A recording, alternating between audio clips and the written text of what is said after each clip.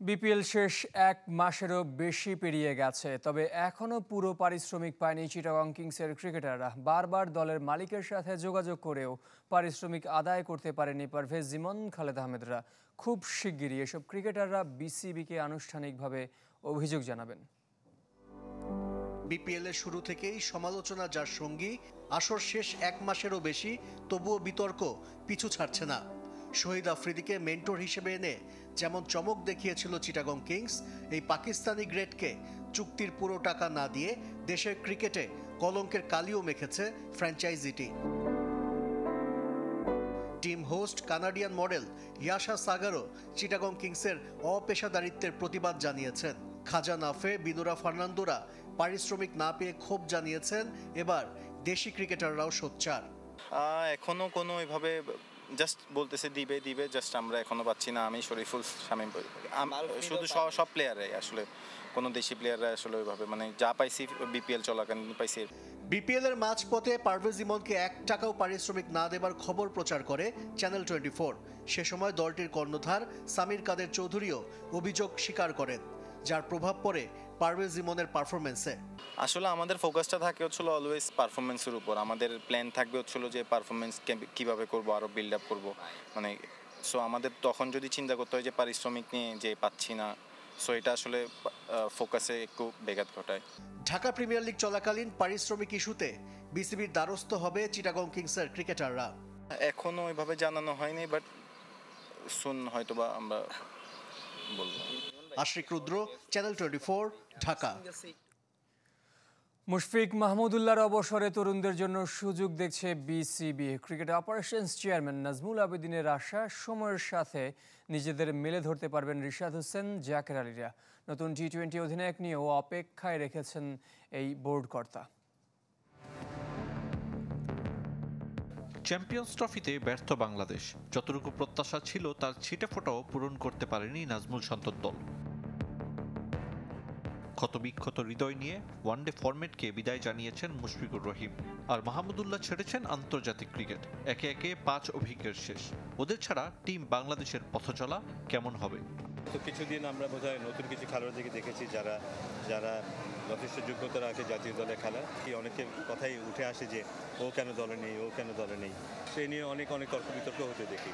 এর মানেই হচ্ছে যে যারা চলে যাবে তাদের রিপ্লেসমেন্টও আমাদের হাতে আছে।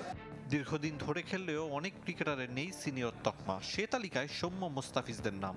দলে তরুণদের সংখ্যাটাও কম নয়। তামিম, মুশফিক, মাহমুদুল্লাহদের বিদায়ে ওদের জন্য সুযোগ দেখছে বিসিবি।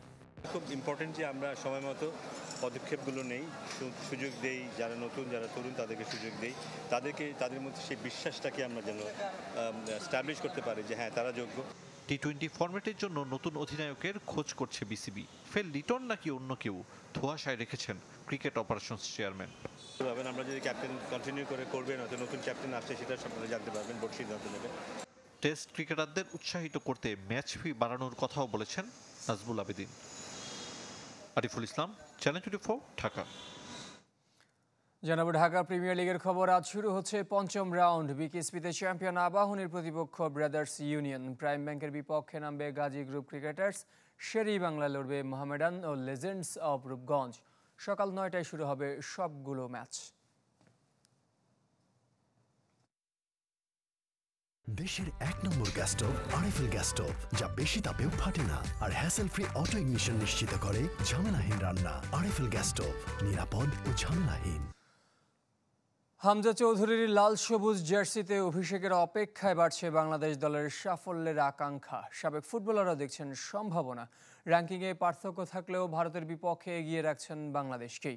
সম্ভাবনা আলোচনার বাস্তবায়ন মাঠে দেখতে চান চুন্নু, কাঞ্চন, এমিলিরা। যে কোনো আড্ডা, সামাজিক যোগাযোগ মাধ্যম কিংবা বাণিজ্যিক প্রতিষ্ঠানের মার্কেটিং পরিকল্পনা আলোচনায় বাংলাদেশ ফুটবল দল। ইংল্যান্ড প্রবাসী হামজা চৌধুরী লাল সবুজ জার্সিতে অভিষেকের অপেক্ষায় বাড়ছে সাফল্যের আকাঙ্ক্ষা। সাবেক ফুটবলাররাও দেখছেন সম্ভাবনা। একটা দলের মধ্যে যদি একটা স্টার প্লেয়ার সংযোজন হয়, তখন কিন্তু দলের মধ্যে একটা উত্তেজনার সৃষ্টি করে এবং খেলোয়াড়দের মধ্যে প্রভাব পড়ে। এটা সেই প্রভাবটা পড়বে বিদায় আমি বিশ্বাস করি। কিভাবে 11-এ খেলা যায়, কিভাবে 20-তে থাকা যায়, আমাদের তখন একটা প্রতিযোগিতা ছিল। আমি জানি না এখন সেই জিনিসটা আছে কিনা, তবে এই জিনিসটা থাকা উচিত। এই জিনিসটা থাকা উচিত, তাইলেই আপনার খেলার মান ভালো হবে এবং সৌন্দর্য হবে। সাম্প্রতিক সুযোগ সুবিধা বিবেচনায় বর্তমান ফুটবলারদের মধ্যে আরও দায়িত্ববোধ চান সাবেকরা। হামজা ফাহমিদুলদের অন্তর্ভুক্তি বাড়তি প্রেরণা আর আত্মবিশ্বাস সাথে ভালো করার চ্যালেঞ্জও। র্যাঙ্কিংয়ে 59 ধাপ পার্থক্য থাকলেও ভারতের বিপক্ষে এগিয়ে রাখছেন বাংলাদেশকেই। হামজা আসাতে ফাহমিদুল্লাহ আসাতে আমি মনে করি দলের মধ্যে অনেক প্রভাব পড়বে। খেলোয়াড়রা যেমন আমাদের দেশীয় খেলোয়াড়রা উজ্জীবিত হবে এবং হামজার পারফরমেন্স দিয়ে আমি বিশ্বাস করি যে আমরা ইন্ডিয়াকে হারাতে পারবো। তারা যে ফ্যাসিলিটি সেই মুহূর্তে পাচ্ছে তাদের দায়িত্বও কিন্তু আমার কাছে মনে হয় যে এখন সবার থেকে বেশি হয়ে গিয়েছে এবং তারা যদি তাদের প্রপার আর পারফরমেন্স মাঠে করতে পারে, আমার কাছে মনে হয় যে এই ম্যাচে যদি ব্যক্তিগতভাবে আমাকে কোশ্চেন করেন আমি বলবো যে ইন্ডিয়ার থেকে বাংলাদেশ দল কিছুটা এগিয়ে থাকবে। ভারতের বিপক্ষে ম্যাচ সামনে রেখে সৌদি আরবে চলছে বাংলাদেশ দলের অনুশীলন। 17 মার্চ সৌদি আরব থেকে ফিরে 20 মার্চ হামজা সহ ভারত যাবে হাভিয়ের কাবরেরার দল।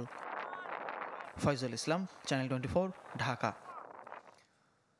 ভুটানের লিগে খেলতে যাচ্ছেন বাংলাদেশের 2 নারী ফুটবলার মাসুরা পারভিন ও রূপনা চাকমা। অনাপত্তিপত্র দিয়েছে ফুটবল ফেডারেশন। বাফুফের সাথে চুক্তি না থাকলেও বিদেশের লিগে অনুমতি দিতে বাধা নেই বাফুফের, জানিয়েছেন সহ সভাপতি ফাহাদ করিম। সিনিয়র নারী ফুটবলারদের নিয়ে সম্প্রতি জল কম ঘোলা হয়নি। মৌখিকভাবে সমাধানের পথ খুঁজে পেলেও ইস্যুটির বাস্তব সমাধান এখনো হয়নি। এর মাঝেই ভুটানের লিগ খেলার অনাপত্তিপত্র পেলেন 2 নারী ফুটবলার, যারা এখনো বিদ্রোহী হিসেবে পরিচিত। তাদের দুজন, ডিফেন্ডার মাসুরা পারভিন ও গোলরক্ষক রূপনা চাকমাকে ছাড়পত্র দিয়েছে ফুটবল ফেডারেশন। মাসুরা এবং রূপনা আমাদের যে ন্যাশনাল গোলকিপার, দুজনের ব্যাপারে অলরেডি একটা ক্লাব অনেক দূর এগিয়ে গিয়েছেন ডিসকাশনে। আমাদের থেকে এনওসি আমরা দিয়েছি। এখন তো অফকোর্স এটা তাদের এবং ক্লাবের ভিতরে সিদ্ধান্ত, এবং ভুটান এফ এর সাথে আমাদের জিএস সাহেবের মানে আমাদের অফিসের রেগুলার যোগাযোগ হচ্ছে। বাফুফের কেন্দ্রীয় চুক্তিতে নেই মাসুরা, রূপনা, তবে বিদেশের লিগে খেলতে চুক্তি প্রয়োজন নেই। আরও কয়েকজন নারী ফুটবলারকে নিয়ে আগ্রহ আছে বিদেশের লিগগুলোর। Federation positive. আমাদের তরফ থেকে ফুল কোঅপারেশন দিচ্ছি আমরা। তো এখানে যে কোনো রকম ইস্যু নেই। দে আর আওয়ার ন্যাশনাল প্লেয়ার্স, তাদেরকে আমরা সবসময় সেই সম্মানটা দিই। তারা আরো বেশ কিছু প্লেয়ারের সাথে যোগাযোগ করছে, এবং আমি ব্যক্তিগতভাবেও আমি আপনার আরো বেশ কিছু দেশের সাথে কথা বলছি কিভাবে আমাদের দেশের মেয়ে প্লেয়াররা যেন ওখানে যেতে পারে, বিকজ আমরা চাচ্ছি তাদের এক্সপোজারটা আসুক। ঢাকায় দীর্ঘমেয়াদী ক্যাম্প চললেও আপাতত ছুটিতে নারী ফুটবলাররা। ফয়জুল ইসলাম, চ্যানেল 24, ঢাকা।